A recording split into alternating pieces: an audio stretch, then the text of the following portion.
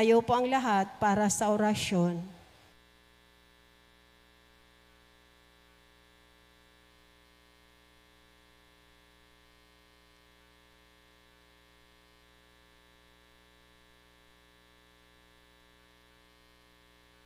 Sa ngalan ng Ama at ng Anak at ng Espiritu Santo. Amen. Ang anghel ng Panginoon ay nagbalita kay Santa Maria. At siya'y naglihila ng Espiritu Santo. Aba, Ginoong Maria, napupuno ka ng grasya. Ang Panginoong Diyos ay sumasa iyo.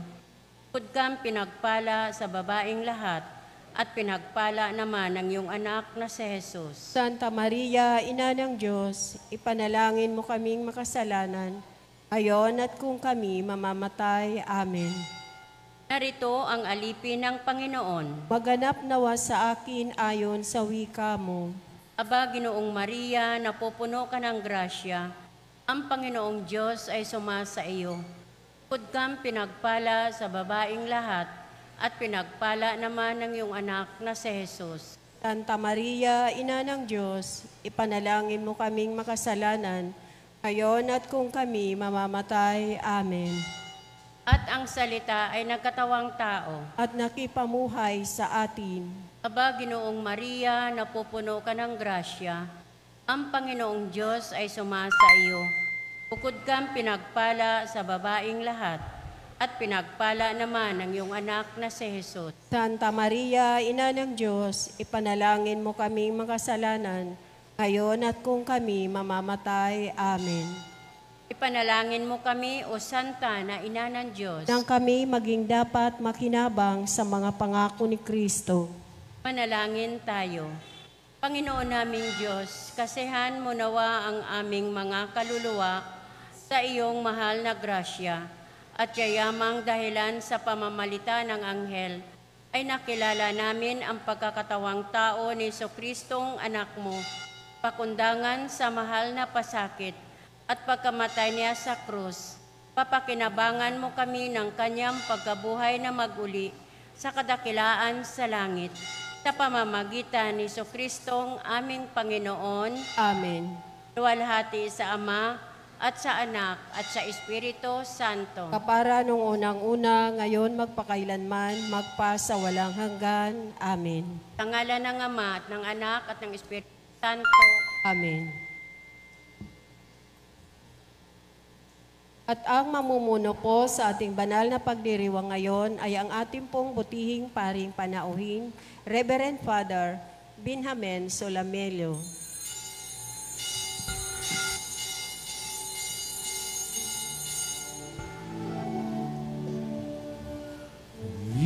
Ng Panginoon, umawit ng kagalakan, at tugtugin ng gitara, at ang kaaya-ayang lira. Hipan ninyo ang trumpeta, sa ating pagkabagabag, sa Diyos tayo'y tumawag. Sa ating mga kaaway, tayo'y kanyang iniligtas.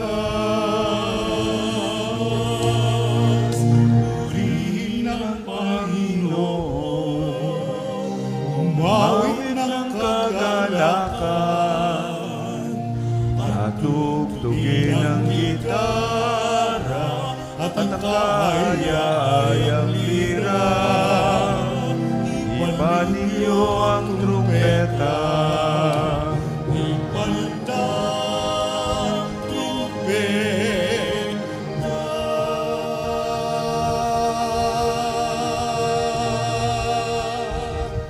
Sa ngalan ng Ama at ng Anak at ng Espiritu Santo. Amen. Ang pagpapala ng ating Panginoong Jesucristo, ang pag-ibig ng Diyos Ama, at ang pakikipagkaisa ng Espiritu Santo naway sumainyong lahat. At sumaiyo rin. Magpasalamat tayo sa Diyos sa kanyang kabutihan at pagmamahal, sa lahat ng biyaya at pagpapala na kanyang kaloob sa atin.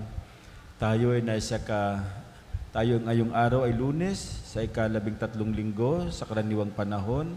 Sa ating misa ngayon, itaas natin sa Diyos ang ating mga pagsusumamot, mga saloobin.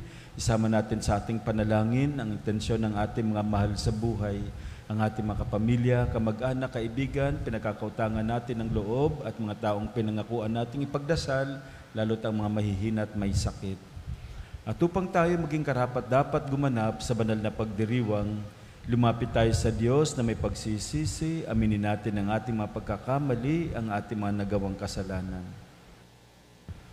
Sinugong tagapagpagaling sa mga nagsisisi, Panginoon, kaawaan mo kami. Panginoon, kaawaan mo kami. Dumating na tagapag-anyayang mga makasalanay magsisi, Kristo, kaawaan mo kami. Kristo, kaawaan mo kami. Nakaluklok ka sa kanan ng Diyos Ama para ipamagitan kami, Panginoon, kaawaan mo kami. Panginoon, kaawaan mo kami. Kaawaan tayo ng makapangyarihang Diyos, patawarin tayo sa ating mga kasalanan, at patnubayan tayo sa buhay na walang hanggan. Amen.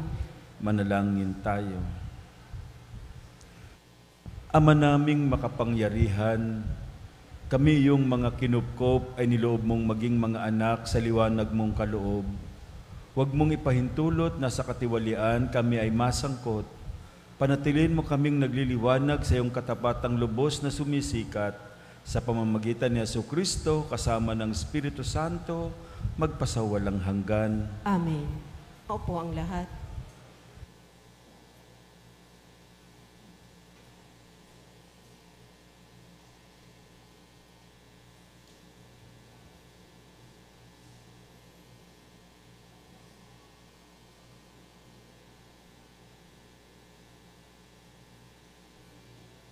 Pagbasa mula sa aklat ni Propeta Amos. Ito ang sabi ng Panginoon, nagkasalang paulit-ulit ang mga taga-Israel. Sila'y tiyak na parurusahan ko, sapagkat dahil sa suhol, pinarusahan nila ang mga walang sala at ipinagbiling alipin ng di makabayad, kahit sa halaga ng isang paris na sandalyas. Niyuyurukan nila ang mga walang kaya at pinagtutulakan ang mahihirap. Nakikipagtalik ang mag-ama sa iisang babaeng nagbibili ng aliw. Ano pat nalalapastangan ang aking banal na pangalan. Inihigaan nila sa tabi ng alingmang dambana ang balabal na sangla ng isang may utang. Sa templo ng kanilang Diyos ay nag-iinuman sila ng alak na binili ng salaping inagaw sa mga dukha. Nagawa pa nila ito sa akin matapos kong lipulin ang mga Amoryo, mga taong singtatangkad ng punong sedro at sintigas ng punong insina, na pinuksa kong lahat alang-alang sa kanila. Inilabas ko kayo mula sa Ehipto, pinatnubayan sa ilang sa loob ng 40 taon, at ibinigay sa inyo ang lupain ng mga Amoryo. Kaya pahihirapan ko kayo, gaya ng kariton na di makalakad sa bigat ng dala. Hindi makatatakas ang matutuling tumakbo. Manghihina pati ang matitipuno at di maliligtas ang mga kawal maging ang mga kanilang sarili. Walang tatamaan ang mga manunudla. Makapagligtas ang matuling tumakbo at di rin makatatakas ang mga nakakabayo. Ang pinakamatapang na mandirigma ay hubad na tatakas sa araw na iyon. Ang Panginoon ang nagsabi nito. Ang salita ng Diyos. Salamat sa Diyos. Salmong tugunan ang ating pong itutugon. Tinig ng Diyos dapat dinggin kahit ng ayaw pumansin. Tayo pong lahat. Tinig ng Diyos dapat dinggin kahit ng ayaw pumansin. Bakit ninyo inuusal yaong aking mga utos? At bakit ang paksa ninyo ay sa tipan natutungod? Pag kayo ay tinutuwid, agad kayong napupuot. at ni ayaw natanggapin yaong aking mga utos. Tugon, Tinig ng Diyos dapat dinggin kahit ng ayaw pumansin. ang makitang magnanakaw ang magiging kaibigan, at kung sinong mapag-apid, siya ninyong kasamahan. Mabilis ang inyong dila sa masamang sasabihin. Sa inyo ay baliwala ang gawang magsinungaling. Tinig ng Diyos dapat dinggin kahit ng ayaw pumansin. Handa ninyong paratangan maging tunay na kapatid, at kay daming kapintasan sa kanila'y nasisilip. Kahit ito ay ginawa, hindi kayo alumana. Kaya naman ang akala, kayo't ako'y magkaisa. Ngunit ngayon panahon ng kayo'y aking pagwikaan, upang inyong maunawa ang ginawang kamalian. Tugon, Tinig ng Diyos dapat dinggin kahit ng ayaw pumansin. kaya ngayon dinggin ito, kayong ako'y hindi pansin. Kapag ako'y dinidinig, kayo'y aking wawasakin. Wala kayong aasahan, magliligtas sa hilahil.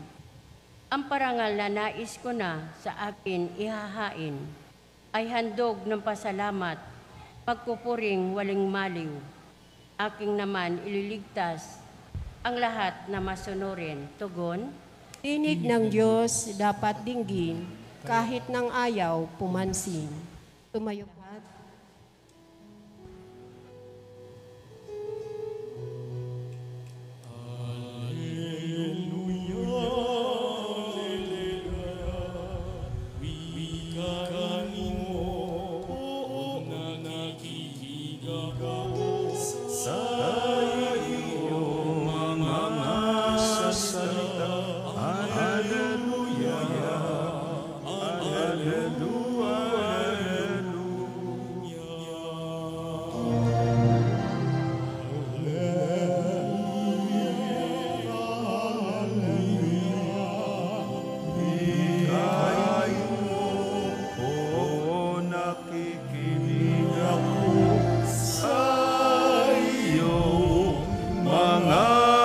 Salita, Hallelujah, Hallelujah, Hallelujah.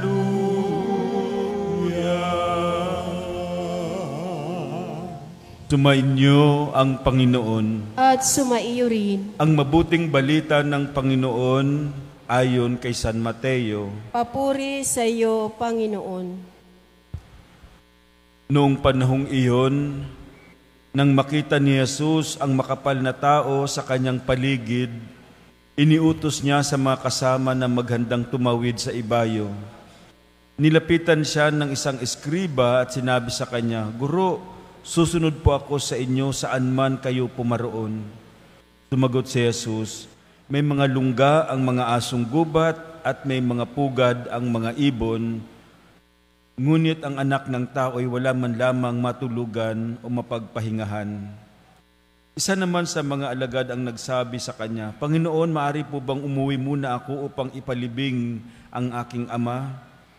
Ngunit sinabi sa kanya ni Jesus, sumunod ka sa akin at ipaubaya muna sa mga patay ang paglilibing ng kanilang mga patay. Mga kapatid, ang mabuting balita ng ating kaligtasan. Pinupuri ka namin, Panginoong Hesukristo. Maupo po ang lahat. Sa ating ebanghelyo, may isang eskriba na lumapit kay Jesus, gusto niyang sumunod sa kanya. Pero ang sabi ni Jesus, ang mga asong gubat ay may mga lungga, ang mga ibon ay may mga pugad, samantalang anak ng tao ay wala man lamang mapagpahingahan ng kanyang ulo. No? At meron din isang gustong sumunod kay Jesus. Pero ang sabi niya kay Jesus, susunod po ako, pero hayaan niyo muna akong ilibing ang aking ama. Ang sagot ni Jesus sa kanya, hayaan mong ilibing ng patay ang kapwa nila patay. Mga kapatid, sa araw na ito, binibigyan tayo ng Panginoon ng isang napakahalagang desisyon para makasunod ng tama sa Kanya. Ito yung letting go of the people, letting go of our achievements, letting go of our desires, letting go of our worldly allurements in exchange of following the Lord. Ibig sabihin, gagawin nating priority ang Diyos sa buhay. Ang tanong, kaya mo bang gawing priority ang Diyos? Kaya mo bang unahin ang Diyos kaysa sa iyong pamilya? Kaya mo bang unahin ang Diyos kaysa sa iyong karir? Kaya mo bang unahin ang Diyos kaysa sa iyong sariling pangarap? Kaya mo bang unahin ng Diyos kaysa makamundong bagay? Kung ang sagot mo ay oo, yes, then you are ready to welcome the Lord. Naalala ko yung kwento ng isang binatilyo na gustong pumasok sa seminary. Inausap niya yung vocation director na in charge sa pagtanggap ng mga candidates for seminary formation. Ang sabi ng vocation director sa kanya, meron ka ba bang pamilya? Wala na po akong nanay at tatay. Sabi ng binatilyo, meron ka bang trabaho? Wala na po akong trabaho. May girlfriend ka ba? Wala po akong girlfriend. Meron ka bang gustong mangyari sa buhay mo? Ang sabi niya, wala na po. No? Alam mo po, hindi siya tinanggap ng vocation director. Marahil magtataka kayo, bakit hindi siya tinanggap? Wala naman siyang pamilya. Alam niyo po, isang unang tinitingnan sa mga nag-a-apply, pumasok sa seminary, ay yung kung anong yung iiwan, no? Na parang in exchange for God. Kapag wala kang iniiwan para sa Diyos, para nagiging out of no choice ang Panginoon, wala na eh. Kaya parang, papasok lang ako sa seminary kasi wala na akong choice, parang ganon. Sana kapag susunod tayo sa ating Panginoon, hindi dahil wala tayong choice, but because Jesus is our only choice in life. Ito hindi lang pagpapari, hindi lang para sa aming mga pari. Lahat po tayong naglilingkod sa Diyos ay hinahamon ng Panginoon. Can you let go of some of your important things for the sake of me? Parang sinasabi ng Panginoon. Ano ba ang iniwan mo para sa Kanya? Ano ba ang tinalikuran mo dahil gusto mong maglingkod sa Kanya? Ano bang ginawa mong mahalaga para sa Kanya? Nung ako'y pumasok sa seminary, marami akong iniwan. Tao, material na bagay, yaman, trabaho ko, pamilya ko.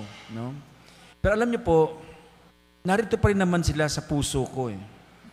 Hindi ko naman talaga iniwan ng lubusan ang mahalagang tao at bagay dahil pinahalagahan ko rin naman sila. Pero inuna ko lang ang Diyos. Lagi kong sinasa puso at iniisip na hindi ko naman talaga tinalikuran ng lubusan ang aking pamilya.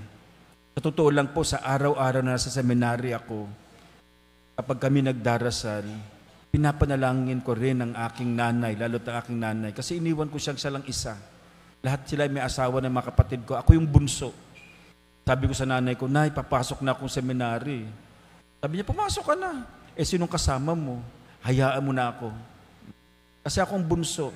Hanggang ngayon, matagal na akong pare, nanay ko parang nag-iisa. Buhay na buhay pa. Alam niyo po, natatakot akong pumasok dahil in and out ang nanay ko sa ospital. Kung nagtatrabaho ko, meron akong card para pag na-hospital siya, hindi na ako magbabayad. Binabayaran ko siya monthly, yung card. Pero sabi ko, Lord, iiwan ko nanay ko. Pero kapag nagkasakit yan, lalabas ako. No?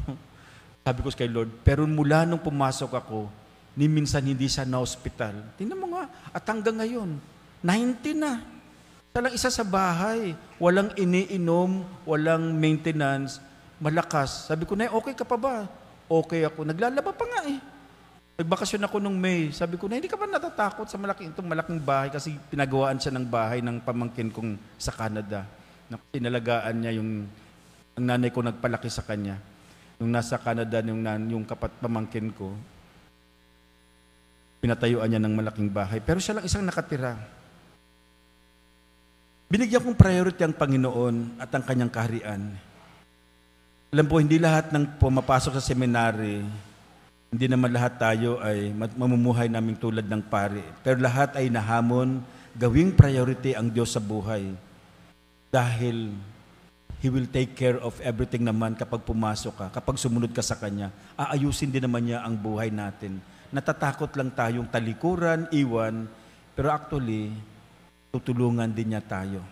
Sana sa pang-araw-araw nating buhay, sana maging wise tayo to always prioritize God Sana bigyan natin ng kahalagahan ng paghahari ni Kristo sa ating mga desisyon, sa ating mga pagpili sa mga bagay-bagay. Hindi ko sinasabi na talikuran nyo ang inyong pamilya, no? Dahil dito na kayo lagi sa simbahan, o talikuran yung trabaho, o ibang bagay na tumutulong sa ating paglago.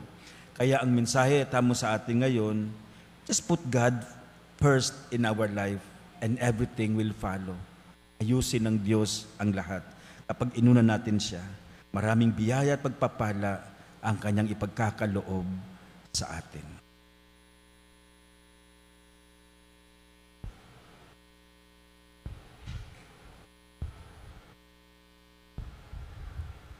Iluhog natin ang ating mga pangangailangan sa Diyos Ama, kung saan naroon ang kanyang anak na nauna na sa atin at tumatawag sa atin na sundan siya.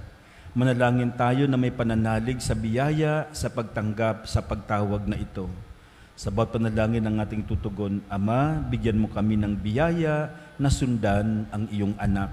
Ama, bigyan mo kami ng biyaya na sundan ang iyong anak. Ang mga pinuno ng simbahan at yaong mga nagpapahayag ng salita ng Diyos, naway maging masigasig sa kanilang pagsunod kay Kristo. Manalangin tayo sa Panginoon. Ama, bigyan mo kami ng biyaya na sundan ang iyong anak. Ang ating komunidad sa araw-araw naway mapanibago sa pananampalataya sa salita ng Diyos na tumawag sa atin sa isang mabuting buhay. Manalangin tayo sa Panginoon. Ama, bigyan mo kami ng biyaya na sundan ang iyong anak. Yaong mga nawala ng pag-asa dahil sa mga pagkakasala, naway mapagtanto na kasama natin si Kristo, ang ating pinuno, at pinapasan ang ating mga suliranin. Manalangin tayo sa Panginoon. Ama, bigyan mo kami ng biyaya na sundan ang iyong anak. Yaong mga pinahina ng pagkakasakit at karamdaman, naway mapanatag sa kasiyahan ng Diyos, dulot ng kalinga at pagtulong ng kanilang mga kapamilya. Manalangin tayo sa Panginoon. Ama, bigyan mo kami ng biyaya na sundan ang iyong anak.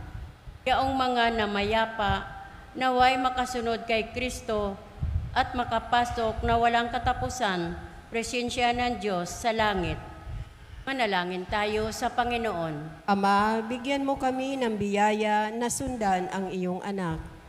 Sa sandali ng katahimikan, isama natin ang ating mapansariling kahilingan. Diyos Ama, sa aming pagnanais na sumunod sa yapak ng iyong anak, gawin mo kaming iisa sa isip at puso sa pamamagitan ni Kristong aming Panginoon. Amen. Maupo ang lahat.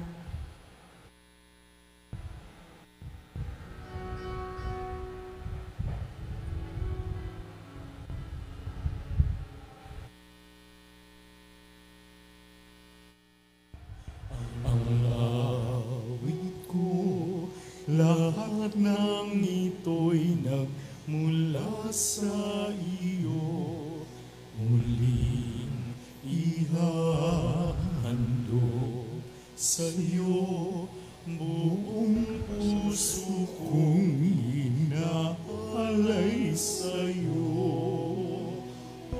O Diyos, o Panginoon,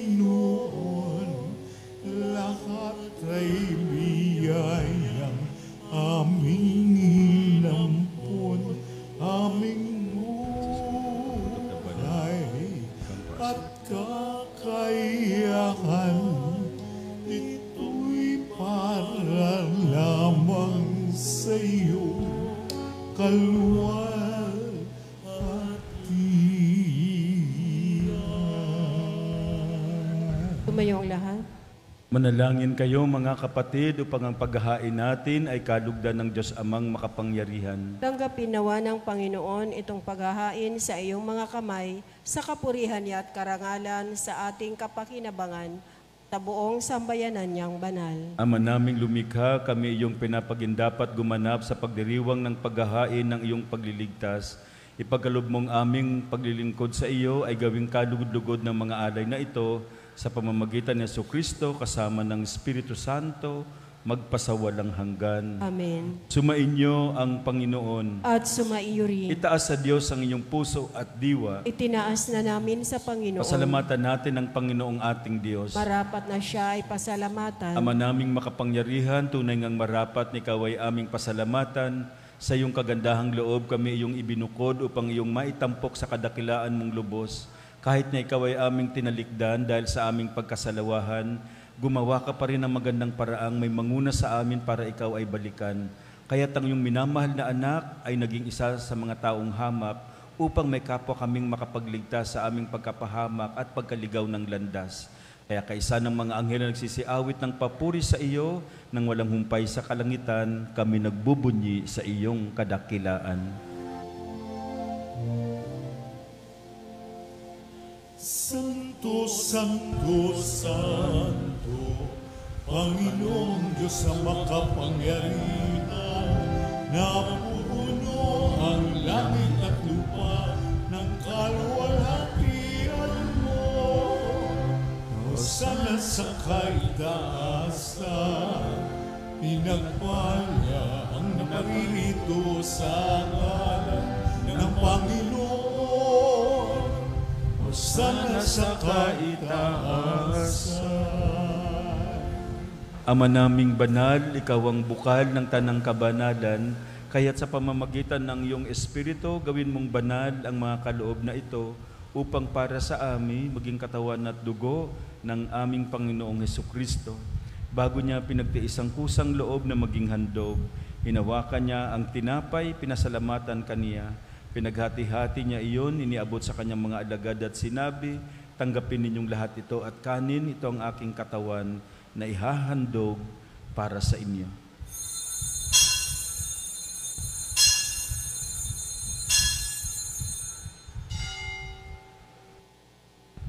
Gayun din naman nung matapos ang hapunan, hinawakan niya ang kalis, muli kanyang pinasalamatan, iniabot niya ang kalis sa kanyang mga alagad at sinabi, tanggapin ninyong lahat ito at inumin, ito ang kalis ng aking dugo, ng bago at walang hanggang tipan, ang aking dugo na ibubuhos para sa inyo at para sa lahat, sa ikapagpapatawad ng mga kasalanan.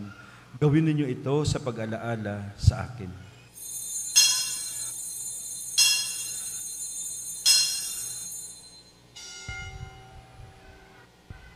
Ipagbunyi natin ang misteryo ng pananampalataya.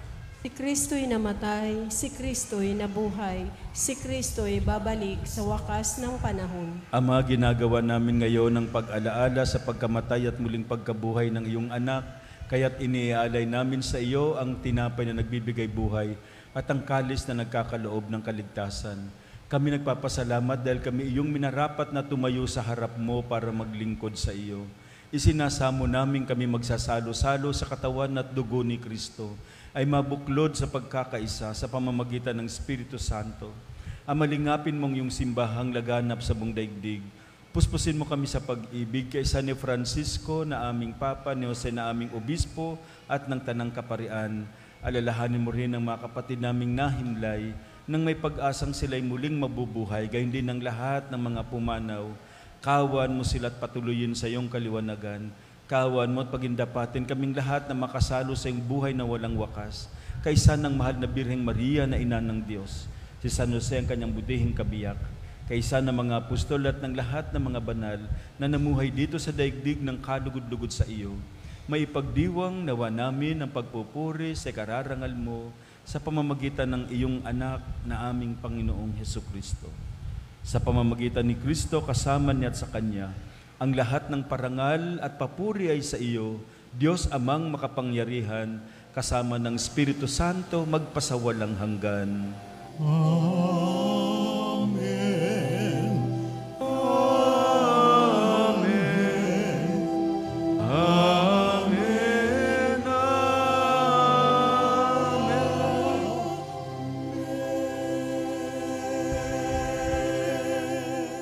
Sa tagubili naman nakagagaling na utos sa turo ni Jesus na Panginoon natin at Diyos, ipahayag natin ang lakas loob.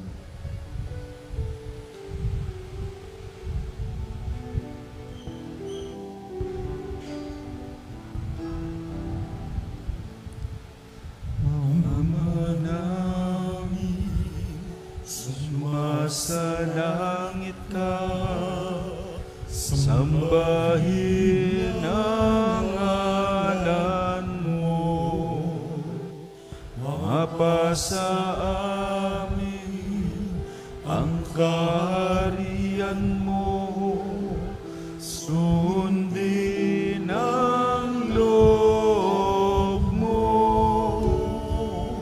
dito sa lupa para nang sa langit. Bigyan mo po kami ngayon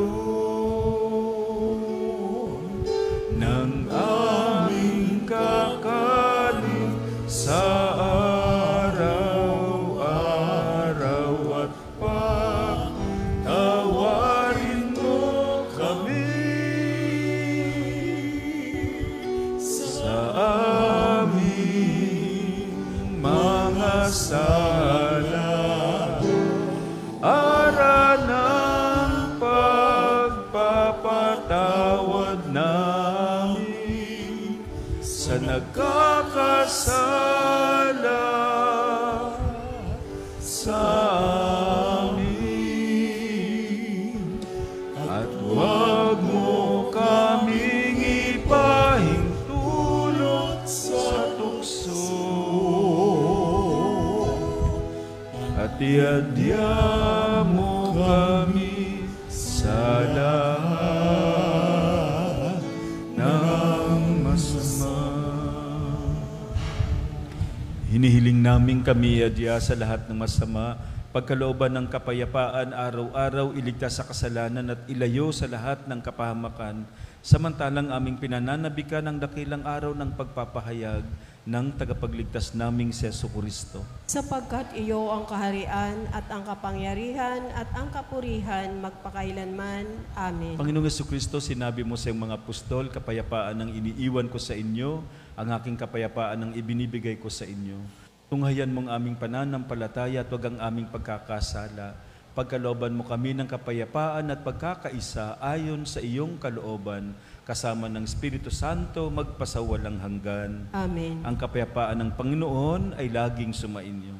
At sumaiyo rin. Magbigayan kayo ng kapayapaan sa isa't isa. Peace po, peace.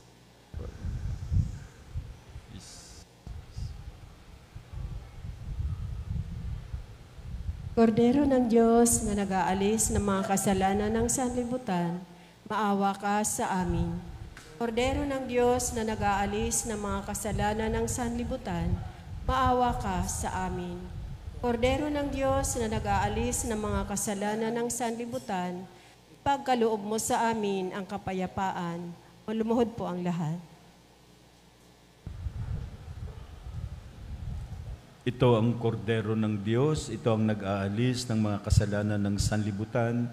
Mapalad tayong inaanyayahan sa kanyang piging. Panginoon, hindi ako karapat-dapat na magpatuloy sa iyo, ngunit sa isang salita mo lamang ay gagawin. Pagsanggalang nawa ko ng katawan at dugo ni Kristo para sa buhay na walang hanggan.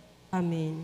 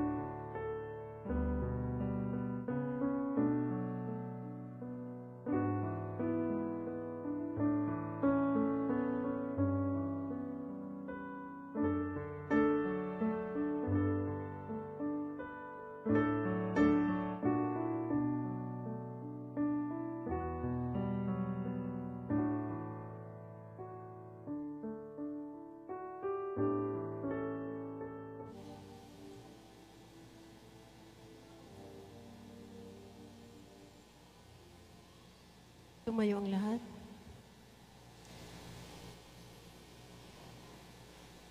Manalangin tayo. Ama naming mapagmahal, Buhayin nawa kami ng aming inihain at pinagsaluhan upang kaming pinagbuklod sa pag-ibig mo kailanman ay magkaroon ng bungang lagi naming maiaalay sa pamamagitan ni Jesucristo kasama ng Espiritu Santo magpasawalang hanggan. Amen. Maraming salamat po sa lahat ng narito sa dambana ng ating mahal na Ina Soledad, sa mga naglingkod, nag-serve at naghanda para sa ating pagdiriwang. Maraming salamat po. Sumainyo ang Panginoon. At sumaiyo rin. At pagpalain kayo ng makapangyarihang Diyos Ama, Anak at Espiritu Santo. Amen. At tapos ng banal na misa, taglayin ninyo sa pag-alis ang pag-ibig at kapayapaan ni Kristo. Salamat sa Diyos.